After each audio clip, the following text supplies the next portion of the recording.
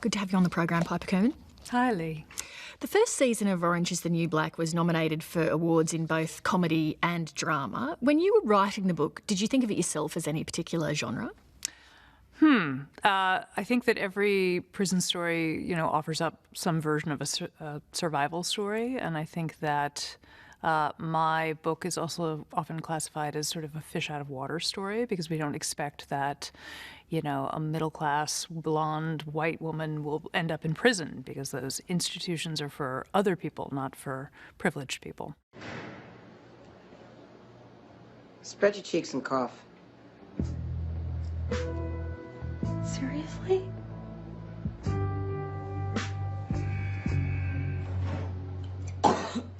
For people who aren't familiar with Orange is the New Black, tell us how a white blonde woman did end up in prison. When I was in my early 20s and just out of university, I became involved in a relationship with a woman who I felt was incredibly sophisticated and worldly, about 10 years older than me. And she was involved with narcotics. And eventually she asked me to do something for her, which was to carry a bag of drug money. And I did it. And it was a terrifying experience and one that hastened the end of that relationship. And it was many, many years until I was actually held accountable for committing that crime. So I entered prison 10 years after I committed the offense. When you were sentenced to go to prison, did that feel to you like, well, I did something wrong, I deserve the consequences, or did it feel to you at that point like, well, why should this be happening to me? It was very shocking, obviously, to get that knock on the door many, many years after I had committed that crime and be held accountable for my actions. I think I was very, very surprised to understand how harsh the sanctions were that I was facing. And so that began sort of a very steep learning curve around mandatory minimum sentencing and the harshness of United States drug laws, which, of course, we've worked hard to export to other countries. So I think I was truly surprised that a first-time nonviolent offense would potentially put me in prison for as much as 12 years. That was potentially the sentence that I was looking at. But the very first day that I started serving time in prison, my understanding changed. It was no longer something that was happening to me, like this individual sentence that I was contending with. I was there with hundreds and hundreds of other women, and they were all in the same boat. And suddenly I had this understanding of like, wow, this isn't something that's happening to me. This is a much bigger story. This is happening to many, many other people. And, those women that I was doing time with, most of them were far less privileged and far less fortunate than I was, even though their crimes might have been very similar. I was somebody before I came in here. I was somebody with a life that I chose for myself. And now it's just about getting through the day without crying.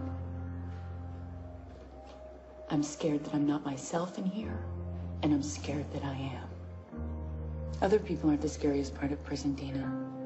It's coming face to face with who you really are. What do you think are the most common misconceptions about prison? In the United States, one of the most common misconceptions about prison is that every one of the 2.4 million people who we have incarcerated is there for a violent crime, while there are, in fact, many, many people who are locked up who are there for low-level drug offenses, for property crimes. And I think that women and girls in the system offer these very crystallizing examples of very bad choices we've made in the last 4 decades in terms of using prison and jail to address problems that they don't really solve, problems like mental illness, problems like substance abuse, and a huge percentage of women and girls in the system have been victims of sexual abuse and other physical abuse. And those are some of the things that contribute to their involvement in crime and ultimately their incarceration. What about the notion of, say, the use of prison? Because partly it's to remove people at risk of reoffending from the community, but also there would be citizens in the community who would think that prison should also be a form of punishment, and whether or not the reason you've committed a crime is drugs or mental illness or just because you're evil, prisons should still be used as a form of punishment, regardless of the cause. Yeah, prisons are a form of punishment. I think that's pretty much the only thing that we can count on prisons or jails to do is to punish. They are unquestionably a form of retribution for harm caused, so you can absolutely check that box. What most prisons and jails do not do is rehabilitate or restore people so that they will come back to the community ready to do things differently. And I think that's really one of the tragic misconceptions, is that somehow the punishment of prison is the thing that's going to help somebody do better. Just returning to Orange is the New Black and the television series, obviously it is rooted in your own actual experience, but it's now a television drama, and I presume they take lots of creative license to make a good story. Yes. Do people, though, does it bother you that people look at that character and they assume, well, that is you, everything about that character is you? The show makes enormous departures from the true story that is told in the book, and that's perfectly okay.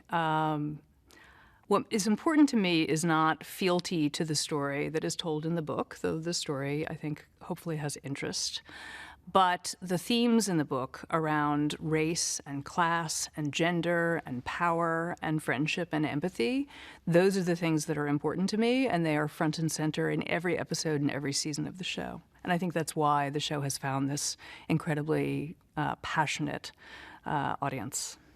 The book Orange is the New Black was a bestseller. The television show has been very successful, but obviously the roots were in a very dark period in your own life. If you could, would you wind back the clock and change your past and then forego the future success? Oh, if I could go back in time and talk to my young self, I would do it in a heartbeat. I think, the experience of jail and prison are very traumatic and difficult. More importantly, though, I put my family through hell.